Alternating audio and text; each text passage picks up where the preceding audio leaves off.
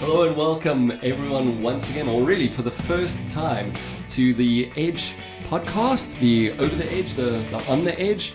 We don't really know what to call it. By the way, my name's Chris. I'm here with Bomber. How you doing, Bomber? Hey, good, thanks, Chris. How you doing? Yeah, no, actually, pretty good. Bit of Excellent. flu, bit of good news and bit of bad news. But I mean, that's really how it goes in our town, isn't Absolutely, it? absolutely. And that's exactly why we're doing this podcast, so that we can chat a little bit more about what we're reading in the news. And we have got a whole lot this time around. Before we go on to that, we're looking for a name for the podcast. So if you got something smart and clever that really sums up what we're trying to do here, because we're still trying to figure it out, then please do let us know. And you know what? The best name, we'll even send a copy, a free one, of The Edge. Can we do that? I think we can. You think so? we can manage that, yeah. Okay, we'll try it out. We'll check the budget. Yeah, absolutely. Awesome. A signed copy. What? Yeah, signed by copy. I don't know. We'll get someone to sign it. That's fine. Someone on the street. There we go. Okay, let's launch straight into it. Knysna is in the news in a big way. From Alan Windy, from our premier, talking a lot about Knysna and kind of that pressure, and all the way down to our front page story, Carte Blanche. What's been going on? Man, they say no publicity is bad publicity, but I beg to differ this time. You know, we getting Knysna, and Sedgefield's part of Knysna, so it's all, includes all of us. Absolutely. Getting Knysna mentioned in the Sona debate. You would have thought that would have been a great thing, but no, it wasn't. Premier Alan Windy described the town not in a good way, just because of the infrastructure falling apart. And he actually mentioned that terrible thing that happened. They found a body in one of the water reservoirs in Knysna, and it was so decomposed that when they grabbed it, the arm came off. No. Terrible story, but so bad to have it in the water system. And they touched on that in the Carte Blanche story. Yeah, I think they led with his Alan Windy's story. And then later on, they showed that reservoir on the Carte Blanche thing. And they're paying a security firm to look after it, but they actually showed a cow walking through the gate. Yeah, and she just happily walked in with the camera crew, just kind of walked in happily around. Walked around the reservoir. Whatever you want, So unless they're paying the cow to watch the reservoir, who knows? Who knows? Yeah. They're called caution. That's it. We take precautions. Yes, that's what it was. What a shocker. Yeah. Okay, so you've said on here, and we've seen a lot of things, and a lot of the phrasing that we heard from the interview, and you can watch it up on YouTube, which is also really, really helpful, is that there are a lot of small problems. Yeah. And I think we've got a lot of disagreement on that, and we've seen from one of the WhatsApp groups that kind of popped up with that there aren't really just small problems, and it's not just one or two people really speaking about these big problems. Yeah. No, absolutely. Yeah, the mayor did say. I think he might have been cornered by the journalist, Aaron. And he said, "Oh, these are just small problems. They aren't small problems." No. And what I said, how I started that article about it was, sometimes it takes a surprise visitor in your own home to realize how bad things have got. Yeah. And I think that was it. I think we've known that there's been a waste problem, gathering the rubbish and whatever. We've known that there's been a water problem. We've known that there's been a sewage problem, and suddenly it was all packaged into a 20-minute commentary, and it made Knysna look very, very bad. It did, yeah. And it also mentioned the environmental issue, which we kind of hadn't even thought of. Yeah. The environmental side. Yeah, the little seahorses. And it actually got later in the paper. There's a article from the Knysna Chamber of Business. Saying, I don't know if you saw that, saying, "Hey, dudes, we're open. Come and visit. Please come and visit. We're still an amazing tourist town." And I think that's still largely true. But there were glimpses. I think we really saw from even this past December season of, hey, we're still a great tourist town, but there is a living reality. That's in it. Here. That things are going wrong. Yeah, and I can understand the Chamber of Business's point, because the last thing we want is for tourists to not come here. We need to sort this out before they come. Absolutely. Yeah, there needs to be a group. One of the WhatsApp groups you mentioned. There's a groundswell. Yes. I of love that people, language. Yeah. Yeah. People wanting to help, saying, what can we do? Yeah. How can we help? How can we be involved? There's very little trust left in the municipality, if any. That's it. And it's maybe not even just from the current administration, if we can call it that, or the current employees, which I know there's going to be a lot of blaming, especially in election year and all of that on the current coalition. But, 30 years worth of deteriorating infrastructure and, a lot of things that have gone wrong, from guys getting fired and being brought back in and, all of those things. Other nasties. And there was the one really great quote that you got of, it hasn't been about serving the municipality, it's been about serving politics. Politics, that's it, politicking. And I think that was John Metlekamp that said it. He's a well-known Knysna businessman, and I think he was quite a big part of the Carte Blanche visit. I think he may have sort of taken them around. I don't know if he was the one that got them in. He's always been quite a character, quite a Knysna proud character. Oh, cool. And I don't know, I haven't met him, but I think he was with the reporter in the helicopter and that sort of thing. And he basically said it's not just the current coalition. He says for years they've been busy concentrating too much on politics and not enough on managing the town. Exactly what you said. So it's a sad state of affairs. We really hope that all the politicians take note and stop pointing fingers at one another and start doing something. Yeah, and that's it. And you speak about this groundswell of something and I love the main headline here, the catalyst. Will this be a catalyst for change, for things to actually get better? And I think the big question that we were kind of discussing as well is, what is that catalyst? Well, no, this is the catalyst, but what does it catalyze? What would fix it? What's going to fix it, Bob? What's going to fix it? Yeah, a couple of miracles. Yeah. But I think positions, people taking responsibility. A lot of Knysna, and that includes Sedgefield, people are standing up saying, okay, what can we do? The one WhatsApp group that was mentioned in the paper, that was a WhatsApp group started. Someone was saying, let's these rates are too high. Let's challenge these rates. I think it was started quite a few months ago. Yeah. And anyway, someone used the WhatsApp group. In fact, the guy who became the admin after that, his name was Pierre Van Biljon, and he's kind of stepped up to the plate unwittingly as a leader he was the admin on this WhatsApp group, and he's kind of said, okay, well, let me do that. Everyone has an idea, and the best committees say, good idea, you do it. Yes. And he has. He's stepped up to the plate. He's taken some advice from various municipalities that have gone through this sort of thing. Yeah. The first thing people are quick to say is, let's stop paying our rates. Sure. Let's just not pay them. Yeah. I don't want you using my money for that. Yeah. But that's a huge legal thing. It's a really, really big legal issue. Yeah. And it very, very rarely succeeds. You have to, I think there really has to be sewage running down the main road before that will be granted. And I think it's got to be granted by the high courts or whatever. It's a very, very expensive legal fight. Mr. Van Biljon actually looked into it. And he said, if at the end you lose, you're not only stuck with the outstanding rates that you haven't paid, but you are also stuck with the legal costs. Yes.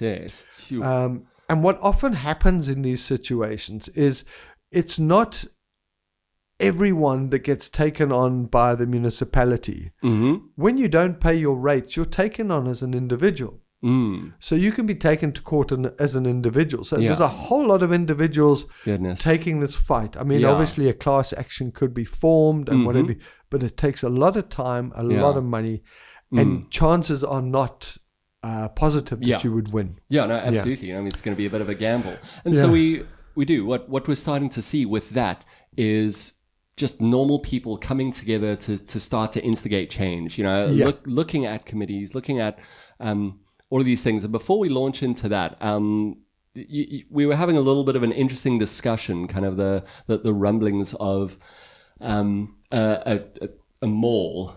A place in Knysna also owing some rates and things. Should we talk a little bit about that? A little bit about that. Okay, so we could get lost in that.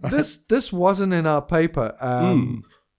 Frankly, there was so much news going on, and this Carte Blanche thing just took up so much energy and effort and space, reporting space. But there was another thing that came up in a council meeting. And I'm going to try not to mention names here, but there's a certain shopping center in Knysna that owes, the figure was over 49 million in rates and taxes. Goodness, yeah. 49 million in rates and taxes over the last few years. Yeah. Now, what one of the councillors was saying was that there's a move to move the Knysna municipal offices to this mall. Okay, the one that owes over 49 million. Yeah. Okay. So they want to move the Knysna municipal offices to that mall because apparently the staff contingent is just grown so much. They don't fit where they are now. So the question was put, are they doing that so that they can have free rent in lieu of the money owed to them?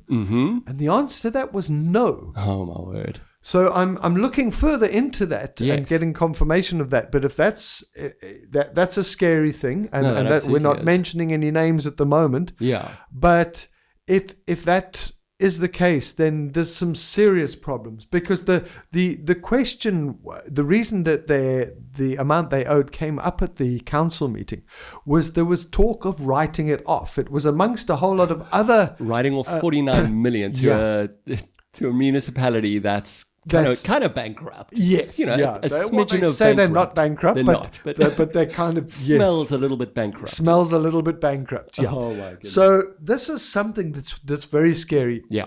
And I must say, if people are interested in the council meetings, everything that's said in council meetings is recorded. Yeah. And you can go onto YouTube and you can go onto the Knysna Municipal website as well and find the links. Yeah, and they often stream them live. Yes, I'll they often stream have them it on live. I sometimes have it in the background, and then there's suddenly an eruption of shouting. Yes, they shout at each other a lot. It does, it gets quite heated. Yeah. But they are also stored on YouTube, so you can go in and listen. And this sort of thing comes up. It does make, if you got nothing to do for a morning and an afternoon, and sometimes into the night, it does make for interesting listening. But be prepared to be very frustrated. Yeah. Lots of shouting at one another, lots of grandstanding. And I think that's what, going back to that story, what John Metlerkamp was saying. They're so busy politicking that they're not getting the job done. And at the on the Carte Blanche episode, they actually played excerpts. I don't know if you saw that. No, I noticed that. Yeah, from the first council meeting of this year, and they were swearing at one another. Yeah, cussing each other out, losing their minds. Yeah, crazy. Yeah, every time I have it, it feels like that. Even if it's not fighting, someone's shouting. Yeah. Someone's very impassioned. They're throwing a nice big words to sound very political. I mean, I haven't listened to all of them by any measure, but. There's a lot of grandstanding, and there's a lot of that, and that's maybe this is the catalyst for that to change, for something with that we've got people coming up. I mean, we look at Revive Knysna, we look at Revive Sagefield, and we've got these hopeful glimpses of people kind of getting together and saying, okay, we want change, we really greatly desire it, we want to see it absolutely happen. So How do you think that could happen? You speak a little bit about the ratepayers kind of wanting to get together around construction of informal settlements and whatnot on the borders of, or the edges of Smutsville. Yeah, that was another article. So it's a very, very hot potato, this topic. And I think that's why the municipality tries to ignore it, for want of a better word. Yeah. No, ignore it is the right word. Harsh but fair. Yeah. So we know that there's a shortage of housing. Yeah. And the reason for the shortage of housing has a lot to do with politicians not keeping promises. Yeah. We've had promises of numerous projects of low-cost housing going up. Yeah. There's a long list of people waiting. As we've mentioned before, they have been waiting since 1999. I think that was when the last one was built in Smutsville. Sure. And promises have been made. Yeah, and budgets disappearing. And it's disappeared. It's gone off the budget. Which is very scary. It's also been the cause of a lot of unrest, understandable unrest. Absolutely, yeah. When people are made promises, they're living there's a family living in their parents' backyard, and then that family's kids grow up and they're living in the same backyard. So you end up with 4 or 5 generations living on one small property, understandably. No land earmarked or anything. Yeah. So the population has grown exponentially. A lot of people moved in the building boom. Yeah. A lot of Eastern Cape people have moved in to Smutsville. So it's a huge population, and there's just no room for these guys. Yeah. It's so sad that families are left living on top of one another, and it's so wrong. So a while back, after one of these, a protest, I think it was 2017, if I remember correctly, we had a visit from the provincial, I think he was the provincial housing minister of the time, or the minister of housing and informal settlements. I think that's a title that he has. And he addressed the people who had been rioting. It was actually the whole community that was rioting. But there's still some videos. Yes, you can see on YouTube. He addressed a couple of the leaders, and strangely, he said he pointed at the piece of land which is behind the school, and he said, "Yep, you can move there."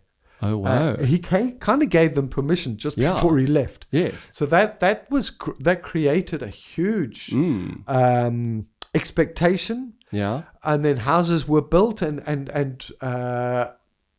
moving up to the top of the dune. Yeah. Now, once it went over the dune, that's when there's a huge problem started.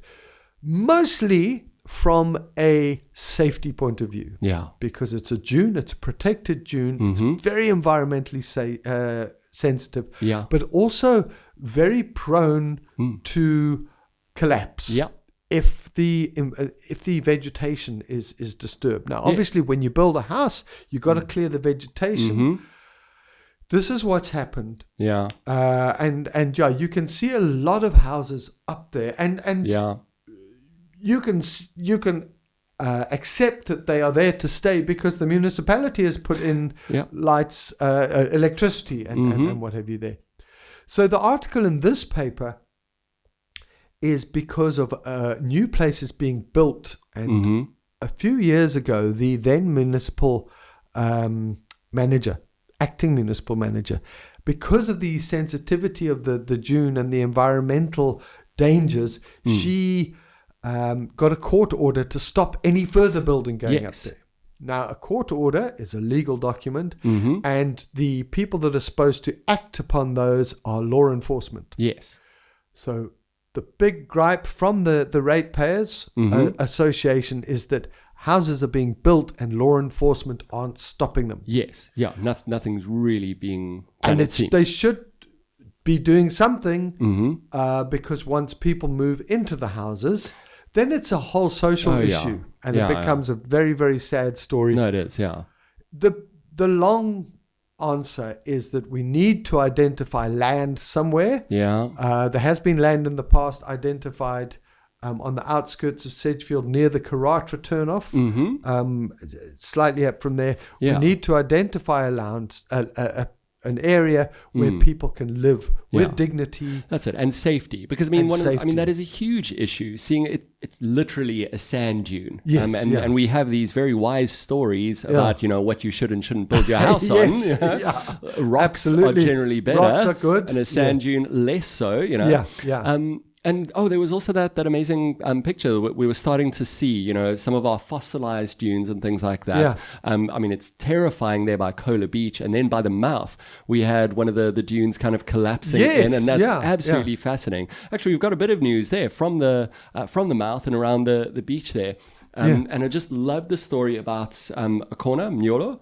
Yes. Yeah, and the NSRI, we're going to speak about them a lot, I believe. Yes. Because they're a bit of a beacon of hope. They are. It seems they're to be amazing run really people. well. We've got a lot of phenomenal volunteers and employees, of course, but just getting the job done. So tell us a little bit more about Akona. Yeah, well, before I do, I must actually say, you mentioned a lot of volunteers and employees. I think the NSRI has a tiny amount of employees. Yeah, that'd be an interesting percentage to get. Yeah. I will ask, but it really is. They do push that on their website and on their press releases and what have you. It's 99% volunteers. Wow. They really work hard. Yeah. But Akona, I think I'm pronouncing that Akona. Yeah. She came into my office to the Edge offices and just said, how much would it be to say thank you in the paper? So I'm like, wow, what does she mean? And it turned out, lovely story of a terrifying story, but with a lovely end. She had gone to the beach with her son, I think her 9-year-old son. He had gone splashing in the water, not on the seaside, but in the lagoon side. He had gone splashing into the water and called after his friend, and I think stepped into a channel. Oh yeah, it's so uneven, especially with the tides and the washing in and out. Things can go wrong very quickly. Yeah. And it did. And fortunately, she saw him kind of go down, and she sprinted, and she said she can swim. But she got to him, and as she got to him, she also went over the sort of level, into the channel. And she said she can remember grabbing him and holding him up to the surface. Wow, yeah. But she was getting tired, and he was heavy. A kid that age isn't not a without toddler. weight. I think she lost consciousness. I'm not sure. Yeah, but the sounds of it, Yeah. So she heard later that the lifeguard had run in. I think his name's in the article. I can't... Liam, that's it. Liam.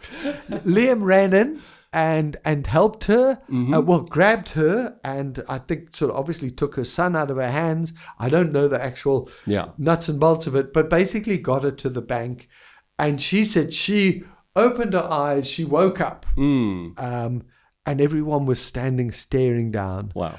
And I just imagine what's going through her mind. She's kind of, oh wow, I'm safe, and then suddenly, where's my son? Yeah, sure. Because she just didn't know. Horrifying. For that split second, and fortunately, he was standing on the rocks nearby. Was trying to put a bit of distance between himself and the water. Yes. But he was standing, and they could point him out to her. Oh, amazing! And she was just obviously it just suddenly dawned on her she hadn't seen anything about it in the first couple of papers of the year. Yeah. And she thought, no, she's got to come and put this right. So, and I'm just so grateful that she did, not only because it makes a lovely story in the newspaper that does contain a lot of bad news, but also to give kudos to the NSRI. Absolutely. And those lifeguards who are run by the NSRI. Yeah. That's not always the case, by the way. The lifeguards are normally a separate entity. Yes. But the NSRI put in a bid to handle the lifeguarding in this area and won it. And they did. Which is okay. great. So they We're handle very, very the grateful lifeguards. that they got Absolutely, that bit. That absolutely. They put it. And that's so is amazing that to hear. lady. Yes. So is O'Connor. Definitely. She's very grateful. Yeah. Of it. So more and more just coming out from the community. We can have each other's backs. There's a lot of good news still. And Absolutely. I think one of my favorite little ones in there was our search for the Knysna elephants, and are we introducing more? And there's the one fellow specifically. What's his name? Ryan Davey. Ryan Davey, who's really just on a mission. He is. I don't know that he's going to succeed. Yeah, that makes it exciting. You know? yeah. So, he loves elephants. He loves animals. He's an explorer, naturalist. And he's worked in a lot of game parks. He's got there's another story of a young lad that he's also adopted, who he's training up to work with him, and awesome. That's a whole other story. Yeah. But he is a very, very special guy. He's a really cool guy. I've met him a couple of times, and his heart is going out to the Knysna elephant. So he really feels that they are social creatures, and he wants to introduce more elephants. Sure, that's interesting. And it does sound like a wonderful thing. He was the guy we reported on last year who went searching for the Knysna elephant, and he's on foot, not wanting to make a sound, and eventually found her and took a couple of pictures and videos of her. Amazing. Those are also on YouTube. Yes, yeah, I remember seeing those. Sure. So have a look for those. But now there's a big but here. Yeah. Not just the elephant's one. It's not just the elephant's butt. I was thinking, should I say that? Anyway, we said it. It's out there. It's no longer the elephant in the room. Yeah. But anyway, so his plan is to hold a public meeting. He's formed a group, another public meeting. He's formed a group called Natural Instinct, I think it's called. And it's got a Facebook page. He's getting a bit of a following. He wants people to be involved. But the custodians of the Knysna elephant and the Garden Route National Parks, which includes the Knysna Forest, are sandparks. Yes. Now, sandparks is another entity that, in my experience, has always done a good job. Yeah. I've also I know got that impression. Sometimes it's controversial. They are a government institute. But I've met quite a few of the people in sandparks locally. I can't talk nationally. Locally, they seem to be good people. And they seem to be passionate about it. Yeah. Their take, which we've also included in the paper, because we always want to get both sides of the story. Their take is that this is not a new thing. It's been talked about a lot. They've done a lot of research into whether introducing more elephants will work. That's a good idea. Because it's not just the elephant situation that they have to take into consideration. Yeah. There's the whole ecology, the whole thing of farms in the area. There's a whole thing. It's all explained in their article. They've basically talked about the management of the national park and the Knysna elephant. Yeah. They've done a huge amount of research over the last couple of decades. They stand firm that there is only one, because that's also a lot of conjecture out there where people think there's more than one Knysna elephant. We're just only seeing the one. Yes. Yeah. I have a theory about that, which I'll quickly tell you. Yeah. Every year for the Knysna forest, there's a fellow that grabs some of the elephant dung. Yes. This is for the Knysna Forest Marathon I'm talking about. Yes, so there's a fellow that grabs dung from the Knysna Elephant Park. Interesting hobby. Throws it on the road just to give the runners from out of town a whole feel of, oh, wow, look, we're running the Knysna Forest and there's a pile of fairly fresh elephant dung. So now cut to the story we're talking about. Yeah.